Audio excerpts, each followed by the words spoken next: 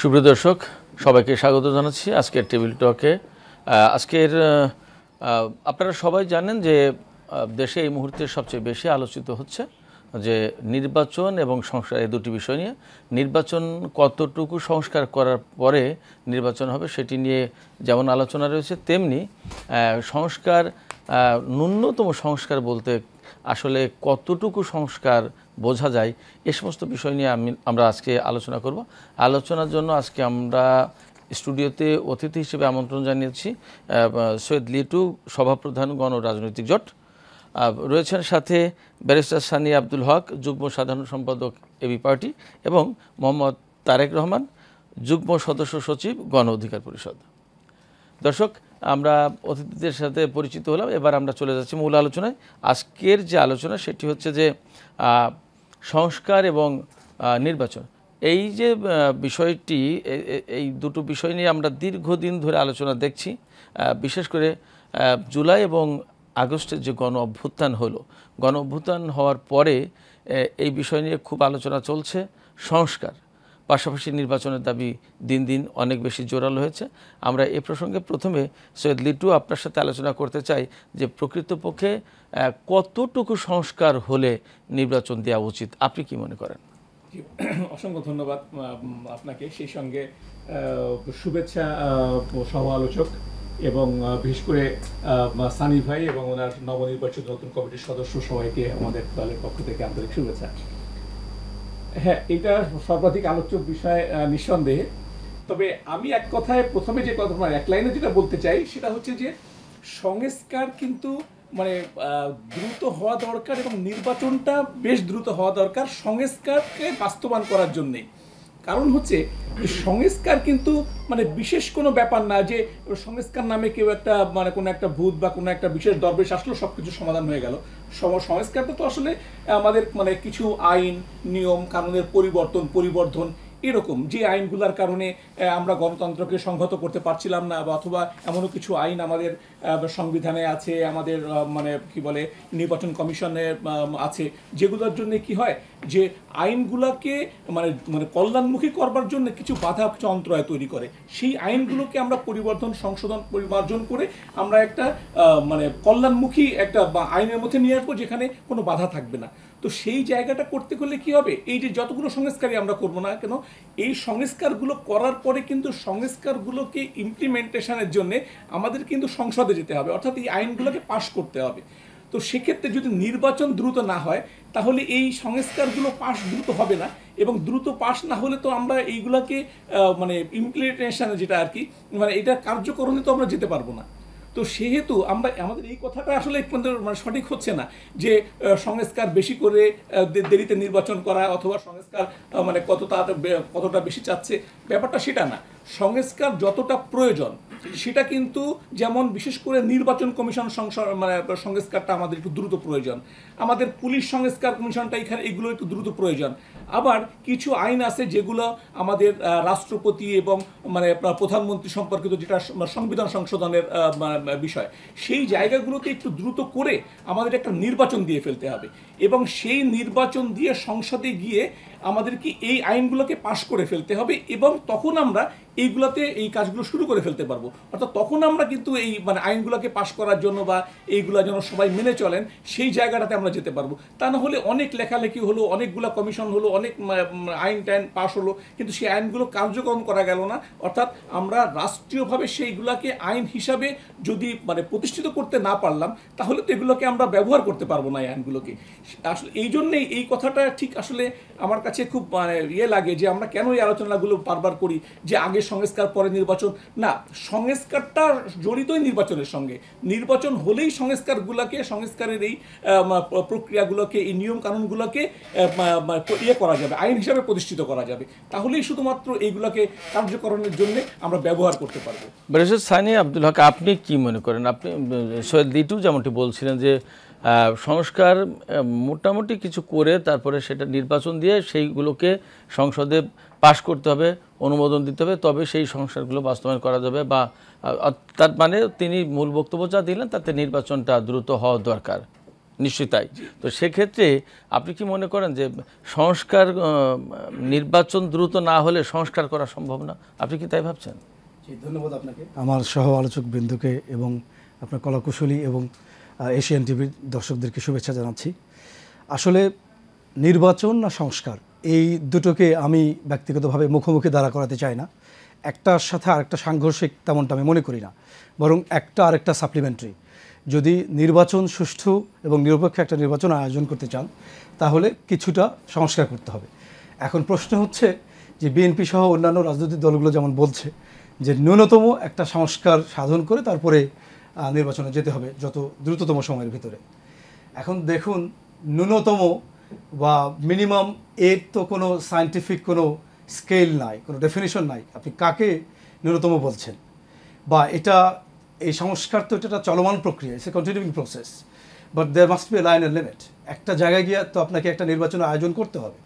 তো এইটা যেহেতু কোনো সায়েন্টিফিক, কোনো ম্যাথমেটিক্যালি অ্যাকুরেট কোনো স্কেল নাই যাকে আপনি ন্যূনতম বলছেন, তাহলে এটার উপায় কি? কাকে আপনি বলছেন যে মোটামুটি বা ন্যূনতম একটা সংস্কার সাধন করে নির্বাচন? এটা হচ্ছে কনসেনসাসের জায়গা, এটা হচ্ছে ঐক্যমত্যের জায়গা। রাজনৈতিক দল, বিপ্লবে অংশগ্রহণকারী যেগুলো স্টেক হোল্ডার আছে, অংশীজন আছেন, সবাই মিলে একসাথে বসে আমরা সবাই মিলে একমত হতে হবে যে আমি এটাকে সংস্কার বলছি, তারপরে নির্বাচনের আয়োজন। তবে সংস্কার না করে শুধু নির্বাচনের আয়োজন করতে হবে, এই প্রপোজিশনটা বোধ হয় ইনঅ্যাকুরেট, এবং এটা আমাদের যে রেভলিউশন হয়েছে এটার বিপরীতমুখী একটা প্রপোজিশন। কেন বলছি? আপনি দেখুন, যে বিপ্লবটা হয়েছে, যে গণ অভ্যুত্থান হয়েছে, আপরাইজিং হয়েছে, এটা কি শুধুমাত্র একটা নির্বাচন আয়োজনের জন্যই কি হয়েছে? এটা কি শুধুমাত্র একটা নির্বাচন দিয়ে এই ইন্টারিম গভর্নমেন্ট ফর্ম করা হয়েছে, যে ছাত্র জনতা বিপ্লবীরা যে তাদেরকে ক্ষমতায় নিয়ে এসেছে, এটাকে শুধুমাত্র একটা কেয়ারটেকার গভর্নমেন্টের জন্য একটা নির্বাচন আয়োজন করে চলে যাওয়ার জন্য? না, এর ম্যান্ডেটটা মাস ওয়াইডার দ্যান দ্যাট। আপনি এখন ম্যান্ডেটের প্রশ্ন আসছে যে তারা কি নির্বাচন দেবে না সংস্কার করবে। ম্যান্ডেট কোথায় পাবো? ম্যান্ডেটগুলো মিছিলে মিছিলে, স্লোগানে স্লোগানে এবং দেয়ালে দেয়ালে লেখা আছে। আমার সুযোগ হয় আমার দলীয় কারণে ঢাকার বাইরে বিভিন্ন ডিস্ট্রিক্ট লেভেলে আমার ভ্রমণ করতে হয়, সফর করার সুযোগ হয়েছে আমার। আপনি দেখুন, ঢাকা সহ সারা বাংলাদেশের বিভিন্ন দেয়ালে আপনি আমাকে একটা দেয়াল লিখন গ্রাফিটি দেখাতে পারবেন যেখানে লেখা আছে অনতিবিলম্বে নির্বাচন চাই, যেগুলো অভ্যুত্থানের সময় লেখা হয়েছিল? না, ঠিক দেখানো যাবে না, দেখানো যাবে না। সেখানে কি বলা হয়েছে? যে আবু সাঈদ আর মীর মুগ্ধ শেষ হয় না যুদ্ধ। ওখানে লেখা আছে যে রাষ্ট্রের সংস্কার চাই। সেখানে লেখা আছে যে লাখো শহীদের রক্তে কেনা দেশটা কারো বাপের না। তো আপনার এই অ্যাসপিরেশন অফ দ্য পিপল, এই যে জন আকাঙ্ক্ষা, যে বাংলাদেশ, এই অভ্যুত্থানের যে আকাঙ্ক্ষাগুলো দেয়ালে দেয়ালে লেখা আছে, এবং এই দেয়াল লেখনগুলো পড়লেই খুব স্পষ্ট হয়ে যাবে যে আসলে এই ইন্টারিম গভর্নমেন্টকে যে অ্যাসপিরেশন থেকে নিয়ে বসানো হয়েছে, সেটা কি শুধুমাত্র নির্বাচন দিয়ে দায়সারাভাবে চলে যাওয়া, না এদের ম্যান্ডেট মাছ কিন্তু আপনি যা বলছেন, দেয়ালে দেয়ালে যে লিখন আছে, দেয়ালে যে গ্রাফিতি অঙ্কন করা হয়েছে, জনমানুষের যে আকাঙ্ক্ষা দেয়ালে প্রতিফলিত হয়েছে, প্রতিধ্বনিত হচ্ছে, সে তো অনেক। এই অনেক সংস্কার করে যদি আসা হয় এবং অনেক সংস্কার প্রক্রিয়া যদি হাতে নেওয়া হয়, তাহলে তো অনেক সময় লাগবে। সে তো কয়েক বছর পরে হয়তো বাংলাদেশে তখন নির্বাচনের প্রশ্ন আসবে। ততক্ষণ পর্যন্ত কি ধৈর্য ধারণ করবে বা ধৈর্য ধারণ করা উচিত? আপনি কি বলেন? দেখুন, আমি তো গোড়াতেই বললাম যে সংস্কার তো একটা কন্টিনিউইং প্রসেস, একটা চলমান প্রক্রিয়া। এখন there must be a line and limit. আপনি কোন পর্যন্ত সংস্কার করে একটা নির্বাচন অর্গানাইজ করবেন, আয়োজন করবেন, কন্ডাক্ট করবেন, এটা আমরা ঐক্যমত্যের ভিত্তিতে এটা আমরা ঠিক করব, যে এটাকে আমরা যে রিফর্ম ফার্স্ট দেন ইলেকশন। ওকে, আমরা একটু তারেক রহমানের কাছ থেকে শুনি। জনাব তারেক রহমান, আপনি গণ অধিকার পরিষদের যুগ্ম সদস্য সচিব, গুরুত্বপূর্ণ পজিশন আছেন, এবং আমি মনে করি আজকে আমরা যারা এখানে সবাই উপস্থিত তারা সবাই তরুণ প্রজন্মের, এবং এই যে বিপ্লব হলো, পরিবর্তন হলো, তার ধারক বাহক এবং এর চেতনার সাথে আমরা সবাই সম্পৃক্ত। আপনি কি মনে করেন যে খুব দ্রুত নির্বাচন দেওয়া প্রয়োজন, নাকি দেয়ালের যে প্রতিফলন ঘটছে এবং জনমানুষের আকাঙ্ক্ষার কথা গ্রাফিতিতে দেয়াল লিখনে ওই রকম মাত্রায় সংস্কার করে তারপরে নির্বাচন যাওয়া উচিত? আপনি কি ভাবছেন? এবং ব্যারিস্টার সানি যে কথা বলছিলেন যে ঐক্যমত্য একটা প্রয়োজন, সেই ঐক্যমত্যের কতটুকু কাছে বা কোথায় আমরা আছি, দুটো বিষয় আমরা আপনার কাছ থেকে জানতে চাই। সংস্কার এবং নির্বাচন নিয়ে যে বিতর্ক, এই বিতর্ক আমি মনে করি সংস্কার টস্কার কিছু না। আমাদের ছাত্র সমন্বয়কদের ডক্টর ইউনূস স্যারের আনুকূল্যে রাজনৈতিক প্রক্রিয়া শুরু করার জন্য কিছু সময় প্রয়োজন। সেই সময়টা এতটুকু অল্প সময় না, এই জন্য তারা এই বিতর্কটা বারবার সামনে ছুড়ে দিচ্ছে, আমার কাছে যেটা মনে হয়।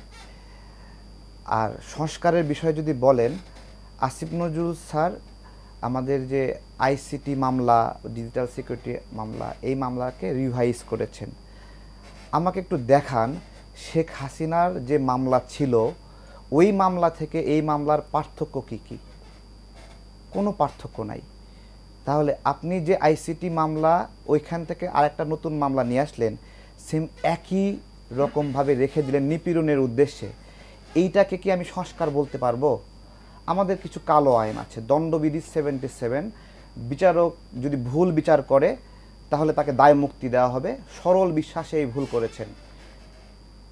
গত কয়েকদিন আগে টাঙ্গাইলে একজন ম্যাজিস্ট্রেট রায় দিল, গণ অভ্যুত্থানের খুনি কনস্টেবল, ভিডিও রয়েছে, পেটে ধরে গুলি করছে, তাকে জামিন দিয়ে দিয়েছে। এখন ওই বিচারক এটা সরল বিশ্বাসে দিয়ে ফেলেছে, আর সেই কনস্টেবল সৌদি আরবে গিয়ে মক্কার সঙ্গে, এই যে কাবার সঙ্গে ছবি তুলছে, এভাবে সেলফি দিচ্ছে, পবিত্র কাজ করছে এখান থেকে খুন করে গিয়ে। এখন এই যে সংস্কার করবেন, সংস্কারের তালিকার মধ্যে এই দণ্ডবিধি 77 বাতিলের কোনো সিদ্ধান্ত আছে? সভা সমাবেশে বাধা প্রদান করা পূর্বের একটা অভ্যাস, এটা একটা কালো আইন আমরা বলি, তাই না? এই সভা সমাবেশ বাতিল করার, এই যে বাধা দেওয়ার যে নিয়ত, এই নিয়ত থেকে সরে আসার কোনো প্রবণতা দেখা যাচ্ছে? 35 আন্দোলনে হামলা হলো, তাবলিগ জামাতের এখানে তারা নিয়ন্ত্রণ করতে পারলো না, এরপরে গতদিন শিক্ষকদের উপর হামলা হলো। সভা আপনি কি করতে চান? আপনার কার্যক্রম দ্বারা এটা ফুটে ওঠে, আপনার নিয়ত দ্বারা ফুটে ওঠে, আপনার উদ্দেশ্য কি? আমার কাছে যেটা কনসার্ন হচ্ছে যে বর্তমান সময়ে নির্বাচন একটা পবিত্র জিনিস। নির্বাচন হয় জনগণের ক্ষমতায়নের জন্য, জনগণ তার পছন্দের প্রার্থী বাছাই করবে। এই নির্বাচনটা সামনে রেখে এর মুখে কালি মাখায় দেওয়া হচ্ছে। এটা একটা খারাপ জিনিস, এটা স্বৈরাচার বানায়, এটা হলো ফ্যাসিস্ট তৈরি করে। দেখেন, নির্বাচন স্বৈরাচার বানাবে, নির্বাচন ফ্যাসিস্ট বানাবে, নির্বাচনের মুখে কালি মাখায় দেওয়া হচ্ছে, এটা ভালো জিনিস না। এই আয়োজন চলছে। আপনি সংস্কার করবেন, এক মগ পরিমাণ সংস্কার করবেন নাকি এক বালতি পরিমাণ সংস্কার করবেন? আপনার সক্ষমতা এক মগ সংস্কারের নাকি আপনার সক্ষমতা এক বালতি সংস্কারের? আপনার সক্ষমতা কতটুকু আপনি নিজেই বলেন। আপনি পারবেন? এই যে বিচারকরা ভুল রায় দেয় ইচ্ছাকৃত, এই যে একটা কালো আইন, যে বিচারক কোনো ভুল রায় দিলেও এটা অপরাধ করার প্রবণতা থেকে এই রায় দিচ্ছেন না, এই রকম ধরে নেওয়া হয়। এই কালো আইনটা এই সরকার বাতিল করতে পারবে? আমি জিজ্ঞাসা করছি। আইসিটি আইন আসিফ নজরুল স্যার যেটা প্রয়োগ করলো নতুন করে, এইটা কেন করলো? অন্যান্য সংস্কার কীরকম হবে? প্রাথমিক সহকারী শিক্ষক নিয়োগে 84% কোটা নিয়োগ দিয়েছে বিধান রঞ্জন রায় নামে উপদেষ্টা, এবং সেই নিয়োগের ক্ষেত্রে আসিফ নজরুল স্যার আইনি মতামত দিয়েছে এই নিয়োগ দেওয়া যাইতে পারে। এখন আপনি এই দুটাকে দিয়ে কিভাবে সংস্কার করবেন? আমাদের এই যে জ্বালানি উপদেষ্টা, তিনি দেশীয় কোম্পানিকে, সরকারি কোম্পানিকে গ্যাস দেওয়ার সিদ্ধান্ত না দিয়ে তিনি ভারতীয় রিলায়েন্সকে গ্যাস দেওয়ার সিদ্ধান্ত দিয়েছেন। ওনাকে দিয়ে আপনি কি সংস্কার করবেন? যেই রেল ট্রানজিট নিয়ে আমরা শেখ হাসিনার বিরুদ্ধে লড়াই করছি, হতে দেব না, সেই রেল ট্রানজিট নিয়ে নতুন করে আলোচনা শুরু করেছেন উনি। ভারতের 3টা ট্রেন বাংলাদেশে নতুন করে চালু করার জন্য উনি যোগাযোগ শুরু করেছেন। ওনাকে দিয়ে, এই ফাউজুল কবির খান নাকি যেন নাম, ওনাকে দিয়ে আপনি কিভাবে সংস্কার করবেন? আমি তো বলছি যে সংস্কার নাকি নির্বাচন, এই দাবি তোলার আগে সংস্কার আগে নাকি এই মানে বাজে পচা উপদেষ্টাদেরকে বিতাড়িত করা আগে প্রয়োজন? এই প্রশ্ন আগে আপনারা তোলেন। জি, আমরা অনেক শুনলাম। আপনার কাছে আরেকটি বিষয় ছিল, আমরা আরেকটি বিষয় জানতে চেয়েছিলাম আপনার কাছে যে এই যে সংকটগুলো এক রকমের সংকট আপনার কথাই কিন্তু পরিষ্কার হয়েছে এবং বিএনপির মহাসচিব মির্জা ফখরুল ইসলাম আলমগীর তিনিও কিন্তু আজকে বলেছেন চরমোনাই পীরের সাথে ওনার বৈঠক ছিল, সেই বৈঠক থেকে বেরিয়ে বলেছেন যে জাতীয় ঐক্য, বৃহত্তর ঐক্য গড়ে তোলার একটা চেষ্টা তারা করবেন। এটা 10 দফা যে তাদের হয়েছে, ঐক্যমত হয়েছে 2 দলের পক্ষে, তার ভেতরে এইটা ছিল একটা যে জাতীয় ঐক্য গড়ে তোলা। এই ঐক্য গড়ে এই সংস্কারকে কেন্দ্র করে একটা ঐক্যমত্য প্রতিষ্ঠা দরকার। এটা কতদূর কি অবস্থা আছে এই বিষয়টি আমরা আপনার কাছে জানতে চেয়েছিলাম, জানবো আমরা বিরতির পরে। আমরা একটু বিরতি নিচ্ছি, দর্শক সঙ্গেই থাকুন, ফিরছি শিগগিরই। স্বাগত জানাচ্ছি আবারও, সঙ্গে আছি আমি সিরাজুল ইসলাম, আমার সাথে রয়েছেন সৈয়দ লিটু, আছেন মোহাম্মদ তারেক রহমান এবং ব্যারিস্টার সানি আব্দুল হক। আমরা আলোচনা করছিলাম নির্বাচন ও সংস্কার প্রসঙ্গে। আমরা প্রশ্ন রেখেছিলাম জনাব মোহাম্মদ তারেক রহমানের কাছে, বলুন। ক্ষমতার লোভ, আমি ক্ষমতা পাই না কেন, আর অমুক ক্ষমতা ছাড়ে না কেন, অমুক কেন দ্রুত নির্বাচন চাই, এই সামগ্রিক বিষয় আমাদের ঐক্য নষ্ট করছে। যারা ক্ষমতায় আছে তারা আরও বেশি দিন ক্ষমতায় থাকার অভিলাষ করছে, আর যারা ক্ষমতায় নাই তারা দ্রুত ক্ষমতায় যেতে চায়। এইটা আমাদের ঐক্য নষ্ট করেছে। সংকটের সময়ে যে আমরা ঐক্যবদ্ধ হয়েছিলাম, একসঙ্গে গাছের ডাল ভেঙে স্বৈরাচার পতনের লড়াই করেছিলাম, সেই সময়ের যে ঐক্য, ওই ঐক্যটা এখন আর পসিবল না। এখন আর পসিবল না, কারণ একটা দ্বন্দ্ব শুরু হয়ে গেছে। একে অপরকে ডিফেমিং করছে, একে অপরকে চাঁদাবাজ বলছে। চাঁদাবাজি করছে না কে, আমার জিজ্ঞাসা, কে করছে না? সমন্বয়করা করছে না, বা বড় বড় রাজনৈতিক দলগুলো করছে না? বলতে পারবে যে তারা চাঁদাবাজি করছে না? মানে অমুক চাঁদাবাজি করে আর আমি মধু খাই, মানে এইরকম, আমি কিছু করি না, সে খারাপ আমি ফেরেশতা। এই দ্বন্দ্বের কারণে ঐক্যের জায়গাটা নষ্ট হচ্ছে। আমাদের অবশ্যই দ্রুত সময়ের মধ্যে জনগণের ওপর ভরসা রাখতে হবে। জনগণ যাকে রায় দেবে সে জনপ্রতিনিধি হয়ে দেশ চালাবে, খুব সহজ হিসাব।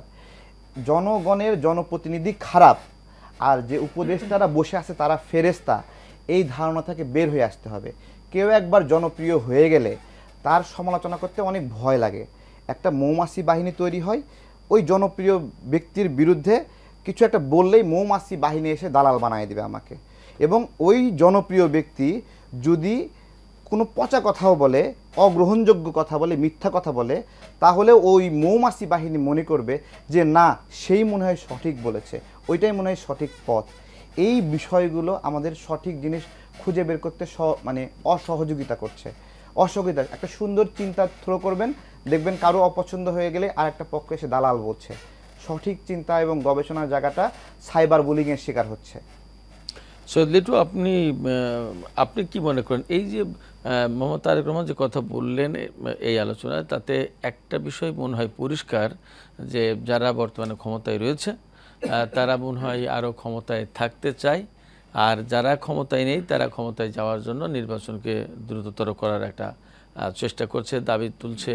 তো সেক্ষেত্রে আপনি কি মনে করেন যে সরকার আসলে এই ক্ষমতায় থাকার চেষ্টা করছে? এই সরকারের পক্ষ থেকে কিন্তু বারবার বলা হচ্ছে যে একটা মোটামুটি সংস্কার করে একটা লেভেলে যাওয়ার পরে নির্বাচন দেওয়া হবে, এবং সম্ভবত উপদেষ্টাদের পক্ষ থেকে বা নির্বাচন কমিশনের পক্ষ থেকে বলা হচ্ছে যে আগামী ডিসেম্বর জানুয়ারির ভেতরে নির্বাচন হয়ে যাবে। আপনার কি মনে হয় যে সরকার কি ক্ষমতায় থাকার চেষ্টা করছে, এরকম বোধ করেন আপনি? আবারও ধন্যবাদ আপনাকে। দেখেন, ব্যাপারটা কিন্তু মানে সাধারণ মানুষ কি মনে করছে ব্যাপারটা সেরকম না, বা আমরা কি মনে করছি ব্যাপারটা এরকম না। সরকারকে প্রমাণ করতে হবে যে মানুষের কাছে, জনগণের কাছে সেই মেসেজটা দেওয়ার দায়িত্ব সরকারের, যে তারা আসলে কি চাচ্ছে। মানে এই যে কথাগুলো এখন তারেক ভাই বলছেন, এই কথাগুলো নিশ্চয়ই উনার মানে তাদের কার্যক্রম দেখে তার মনে হয়েছে, তাই না? নিশ্চয়ই তারা ফোন করে বলে নাই। তার মানে কি, তাদের যে কার্যক্রম, তারা যেভাবে কাজগুলো করছেন, তারা যে আচরণটা করছেন, সেই আচরণে মানুষের কাছে এই মেসেজটা, এই রাজনীতিবিদ বলেন বা সাধারণ মানুষের কাছে এই মেসেজটাই আসছে যে তারা হয়তো কিছু একটা করতে চাচ্ছেন যেখানে সময়টা আর একটু বেশি দরকার হয়। কারণ দেখেন আপনি, এর কিন্তু মানে অনেক কিছু প্রমাণও আছে। প্রথমে যখন 5টা সংস্কার কমিটি তৈরি করা হলো, তখন কিন্তু বলা হয়েছিল যে 1 মাসের মধ্যে তাদেরকে দিতে হবে, রিপোর্ট দিতে হবে। তারপরে সেই 1 মাস গেল, 2 মাস গেল, এরপরে কিন্তু যে ডিসেম্বর জানুয়ারি এগুলো কিন্তু মানে বেড়েই চলেছে। এটা কিন্তু সময় কিন্তু আর অলরেডি থামছে না। কয়েকটা সংস্কার কমিশন কিন্তু রিপোর্ট দিয়েছে, না রিপোর্টে যে হ্যাঁ প্রাথমিক রিপোর্ট দিয়েছে, কিন্তু এগুলা নিয়ে কিন্তু কোনো ইমপ্লিমেন্টেশনে যায়নি, যাবে না, আলোচনা মানে মূল জায়গাটা কিন্তু মানে কয়েকটা রিপোর্ট দেওয়া না, রিপোর্টটা কিন্তু একটা প্রাথমিক মানে মানে কিছু কথা আর কি, পর্যবেক্ষণ। এরপরে এটা মানে নির্ধারণ তো হবে সামগ্রিক আলোচনার মধ্যে দিয়ে, সব দল বসবে, তারপরে সুশীল সমাজ বসবে, অথবা এই বিষয়ে যারা যে বিষয়ে অভিজ্ঞ তাদেরকে নিয়ে বসতে হবে। এটা তো দেশের ব্যাপার, এটা তো মানে ছোটোখাটো একটা ব্যাপার না। একটা আইন হলে সেটা আমাদের রাষ্ট্রীয় সংবিধান বলেন, বিভিন্ন আইনের সঙ্গে এটা সম্পৃক্ত হবে, বছরকে বছর এগুলো চলবে। তো সেইটা তো আর এইভাবে মানে কেউ একটা কয়েকজন মিলে একটা কমিটির 10 জন সদস্য মিলে একটা প্রস্তাব দিলেন আর সবাই মিলে বললেন ঠিক আছে করে ফেলেন, ব্যাপারটা তো এরকম না। তাহলে কি হবে জানেন, এখন যে সিচুয়েশন এরকমই হবে। এরা যে নিয়মগুলো, কথাগুলো, আইনগুলো নিয়ে আসতেছে, এইগুলো সব রাজনৈতিক দলগুলো, বিএনপি সহ সবাই বলবে কি হ্যাঁ হ্যাঁ ঠিক আছে পাশ করে দেন, তার মানে তাড়াতাড়ি করে নির্বাচনটা দেন। তাদের কিন্তু এখন আর এই নির্বাচন মানে সংস্কারে কি কি বিষয়গুলো আছে, কি এগুলো নিয়ে তাদের এখন আর কোনো আগ্রহ নাই। কারণ তারা মনে করতে যেহেতু তারা সংস্কারটাকেই সামনে নিয়ে আসতেছে, তো ঠিক আছে যা করেন করেন, তাড়াতাড়ি করে নির্বাচনটা দেন। তারা কিন্তু এর মধ্যে আর যাবে না, এর বিশ্লেষণের মধ্যে যাবে না। তাতে করে কি হবে, যখন এইটা মূল জায়গাটাতে আসতে হবে, ঐক্যমত্যে আসতে হবে, তখন কিন্তু কেউ আর ঐক্যমত্যে আসবে না। দেখেন এই যে মানে এই ঐক্যমত্য যে নিয়ে যে মানে ইয়েটা রাজনীতিটা, এটা কিন্তু একটা ভিন্ন রাজনীতি হয়ে গেল। এটা কিন্তু ঐক্যমত্য কিন্তু এইভাবে হবে না। কারণ মানে ঐক্যমত্য বলতে এই সরকার যেটা বোঝাচ্ছে যে সবাইকে মিলে এক জায়গায় করা, এক জায়গায় করে সবার 1 মিনিট 2 মিনিট করে বোধহয় সময় দেয়, বোধহয় 3 মিনিট করে এক একজনকে কথা বলার জন্য, ওই কথাটা শুনে শেষ করে দেয়। আসলে তো ব্যাপারটা এটা না, ঐক্যটা হবে হচ্ছে এরকম যে মানে সরকার শুধুমাত্র নিরপেক্ষ জায়গা থেকে একটা মধ্যস্থতা করবে, মূলত সব রাজনৈতিক দলগুলো সেখানে একসঙ্গে এক জায়গায় বসবে এবং তারা বলবে, তারা একটা কমিটমেন্ট করবে যে আমরা যেই ক্ষমতায় যাই, যেই বিরোধী দলে থাকি না কেন, এবং যারা ক্ষমতার বাইরে থেকে বাইরেও থাকবো, প্রত্যেকে আমরা এই এই আইনগুলো, এই এই নিয়মগুলো, রাষ্ট্রের এই সংস্কার যেগুলো করা হয়েছে, এই জায়গাগুলোতে আমরা কখনো কম্প্রোমাইজ করব না। আমরা প্রত্যেকে এই জায়গাগুলোতে স্ট্রিক্ট থাকবো। অর্থাৎ সরকারি দল, সরকার যদি কোনো প্রস্তাব আনে, সেটা যদি এই সংস্কারের বিপক্ষে যায়, তাহলে বিরোধী দল সেটার প্রতিবাদ যেমন করবে, আবার পক্ষে হলে বিরোধী দল হলেও তারা প্রতিবাদ করবে না, সেটা যদি সংস্কারের মধ্যে থাকে।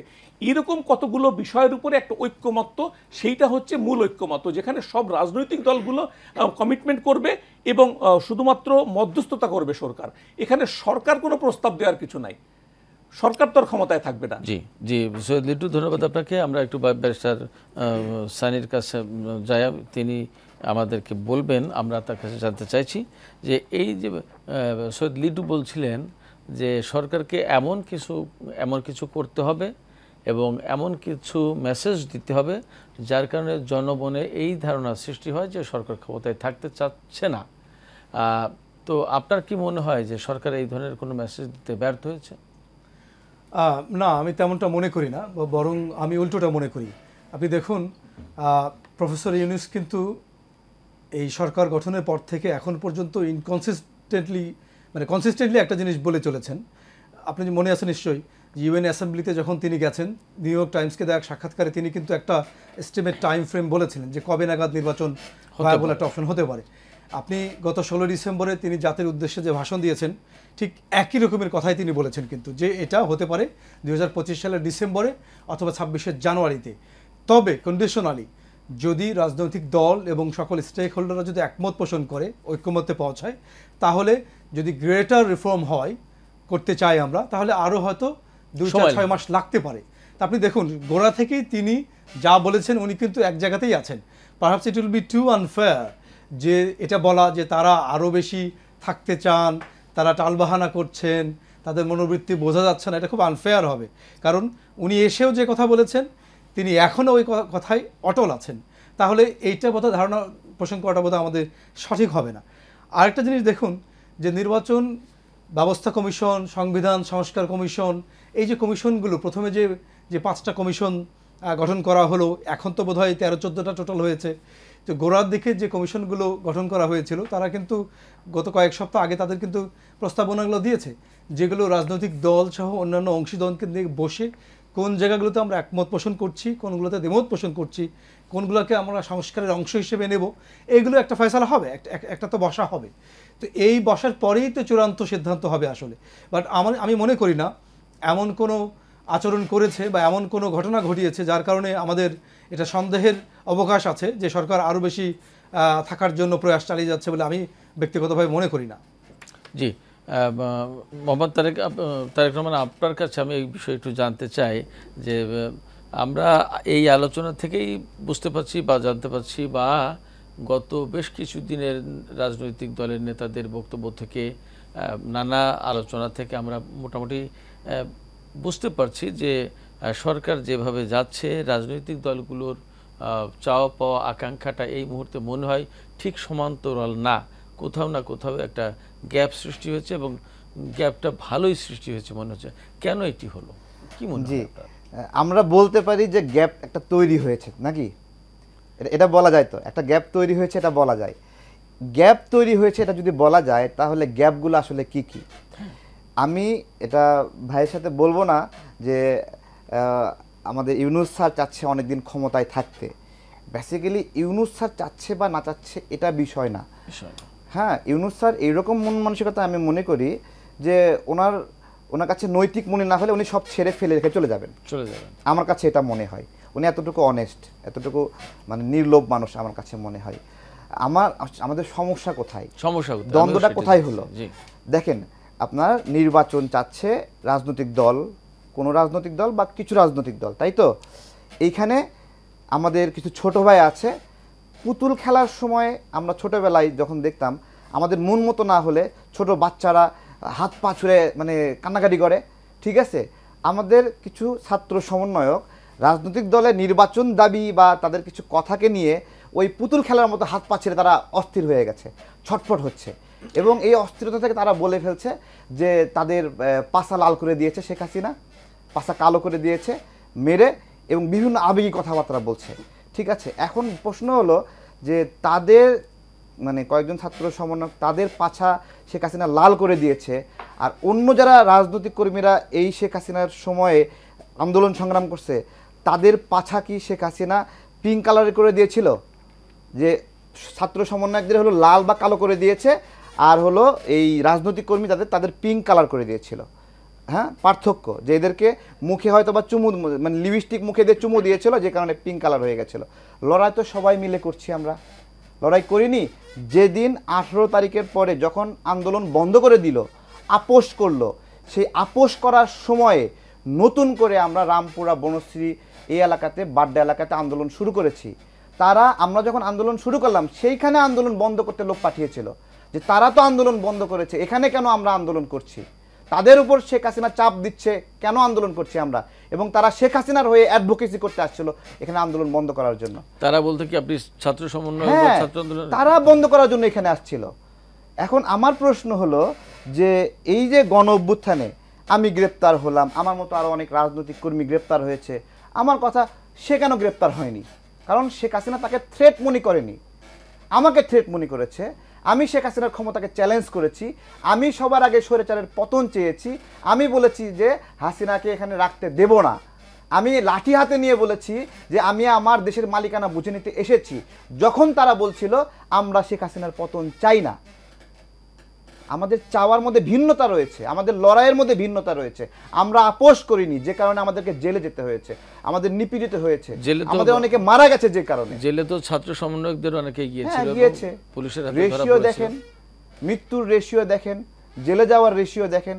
দেখেন তারা যে অসম্মান করে কথা বলছে হান্নান বলছে যে বিএনপি কারণ বাজারে চাঁদাবাজি করে। এখন বিএনপি চাঁদাবাজি করে রাজনীতি করে, বুঝলাম। এখন হান্নান মাসুদ কি করে 39টা তরুণ বানালো বলেন? সে কই পেল, কিভাবে করলো? সে চাঁদা নেয় নাই, তাকে উপহার হিসেবে দিয়েছে, তাই না? উপহার হিসেবে তো দেয় সকল রাজনৈতিক দলকে, বিভিন্ন বড় বড় ডোনাররা, ব্যবসায়ীরা নিজ নিজ স্বার্থে উপহার হিসেবে দেয়। এইভাবেই তো রাজনীতি চলে। এখন সে অন্যদেরকে চ্যালেঞ্জ করে অনেকটা বেয়াদবি সুরে এইভাবে মানে বলতেছে, হুমকে ধমকে। ছোট মানুষ তো, অল্প দিন রাজনীতিতে আসছে, অনেক কিছু হয়ে গেছে, এরকম একটা অহংকার জেগেছে, বড় বড় মুরব্বীদের সঙ্গে সারাক্ষণ বেয়াদবি করছে। আমি মনে করি তারা কিছুদিন রাজনীতিতে থাকুক, দেখুক, আস্তে আস্তে এগুলো অ্যাডজাস্ট হবে। দেখতে দেখতে এই ভদ্রতাগুলো শিখবে। কারণ যেই মানুষগুলোকে অসম্মান করে বলছে 16 বছরে আপনি চুল ছিঁড়ছেন, 16 বছরে সেই মানুষগুলো কি কম কষ্ট স্বীকার করছে? কম মানুষ ক্রস ফায়ার হয়েছে, কম মানুষ গুম হয়েছে। 28 তারিখের আন্দোলন নিয়ে তাচ্ছিল্য করে বলে 28 তারিখে সবাই পালিয়েছিলেন। 28 তারিখে বোম মারছে, গুলি করছে, মানুষ মরছে, 30,000 মানুষকে 28,000 মানুষকে গ্রেপ্তার করেছে, এতগুলো মানুষ নিপীড়িত হয়েছে 28 তারিখের লড়াইয়ে। সেই লড়াইকে তাচ্ছিল্য করে বলে 28 তারিখে আপনারা পালিয়েছেন লেজ গুটিয়ে। আরে ভাই 28 তারিখে যেরকম লড়াই করছি আমরা, 28 তারিখে ফেস করছি, আমরা পারিনি, আমরা ব্যর্থ হয়েছি। এর পরবর্তীতে যে গণ অভ্যুত্থান হলো, সেই গণ অভ্যুত্থানে আমরা কি পালিয়েছিলাম? আমরা কি আত্মসমর্পণ করেছি তোমাদের মতো? আমরা তো আত্মসমর্পণ করিনি। আমরা বিজিবিকে চার্জ করেছি, বিজিবিকে আটক করেছি। বিজিবি আমাদের সামনে আমাদের প্রতিরোধে দাঁড়াতে পারে না, হাত তুলে দাঁড়াইছে। তার কারণে বিজিবি, র্যাব, ডিজিএফআই সবাই মিলে আমাকে হন্য হয়ে খুঁজছে, আমাকে নিয়ে গ্রেপ্তার করছে। আমাকে সরকার চ্যালেঞ্জ মনে করেছে, যে কারণে সরকার আমাকে গ্রেপ্তার করেছে। শেখ হাসিনা ভিডিও কলের থেকে আমার পুরুষাঙ্গে ইলেকট্রিক শর্ট দিয়েছে, আমার উপর নিপীড়ন করেছে, আমাকে, আমাদের রাজনৈতিক কর্মীদেরকে তাচ্ছিল্য করে বলে যে পালাইছে। যে মানুষগুলো স্বৈরাচারের নিপীড়নে ধান খেতে গিয়ে মশার মধ্যে ঘুমাইলো, সেই মানুষগুলোকে তাচ্ছিল্য করতেছে। চিন্তা করতে পারেন। জি, ধন্যবাদ, ধন্যবাদ মোহাম্মদ তারেক রহমান। ব্যারিস্টার সানি আব্দুল হক, আপনার কাছে একটু আসি। আপনি যদি বলেন, এই যে সরকারের সাথে রাজনৈতিক দলগুলোর এই মুহূর্তে কিছুটা টানাপোড়েন দেখা যাচ্ছে, একই সাথে মোহাম্মদ তারেক রহমানের আলোচনা থেকেও বা রাজনৈতিক দলের নেতাদের কথা থেকেও আমরা কখনো কখনো পাচ্ছি যে ছাত্র সমন্বয়কদের সাথেও কিন্তু তাদের একটা গ্যাপ তৈরি হচ্ছে। অথচ জুলাই আগস্ট যে বিপ্লব বা গণঅভ্যুত্থান বা যে পরিবর্তনটা হয়েছে, তার মূল মেসেজটা ছিল সবাই এক, এবং তার নাম কিন্তু একটা পর্যায়ে প্রথম দিকে বৈষম্য বিরোধী আন্দোলন হওয়ার পরেও একটা পর্যায়ে কিন্তু এসে নাম ধারণ করলো ছাত্র জনতার আন্দোলন, ছাত্র জনতার আন্দোলন, এবং সেটাই চূড়ান্তভাবে সফল হয়েছিল। কিন্তু এখন আমরা দেখতে পাচ্ছি যে একটা গ্যাপ তৈরি হয়েছে, বিভেদ তৈরি হয়েছে। কেন এই বিভেদ? এই যে ছাত্র সমন্বয়কদের সাথেও দেখা যাচ্ছে যে রাজনৈতিক দলগুলোর বিভেদ, কেন এই বিভেদ, এবং এইটাকে, এই বিভেদ দূর করার জন্য রাজনৈতিক দলগুলোর পক্ষ থেকে কোনো উদ্যোগ আছে কিনা, এই আলোচনা শুনবো। আমরা একটা বিরতি নিচ্ছি, বিরতির পর আপনার কাছ থেকে আলোচনা শুনবো। দর্শক, আমরা যাচ্ছি ছোট্ট একটি বিরতিতে, সঙ্গেই থাকুন। স্বাগত জানাচ্ছি আবারও। দর্শক, আপনারা দেখছেন টেবিল টক, আলোচনা রয়েছে সংস্কার ও নির্বাচন প্রসঙ্গে। ব্যারিস্টার সানি, আপনার কাছে প্রশ্ন রেখেছিলাম, আপনি যদি বলেন। জি, ধন্যবাদ। আপনি বিরতির আগে যেমনটা বলছিলেন, আপনার প্রশ্নের মধ্যে ছিল রাজনৈতিক দলগুলোর মধ্যে মতের ভিন্নতা আছে বা হচ্ছে, এটাকে আমি দ্বন্দ্ব আকারে না, এটাকে আমি মতদ্বৈততা বা মতের ভিন্নতা আকারে পাঠ করতে চাই, এবং এটাকে অনৈক্য আমি মনে করি না, বরং that is the beauty of democracy.